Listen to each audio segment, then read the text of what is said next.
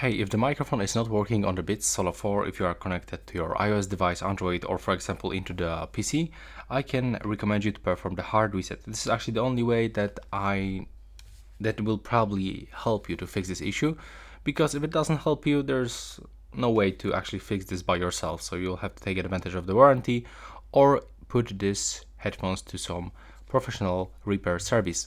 So you have to click and hold this button that is located on the right headphone and wait until this indicator that appears next to the headphone jack starts blinking red and white.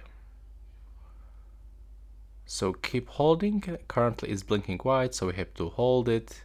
Now it starts blinking white and red, and it's finished. We can release. We are in the pairing mode again, so you can connect your Beats into any other device and it will be finished. So that's all for this video. Right now, please subscribe to my channel.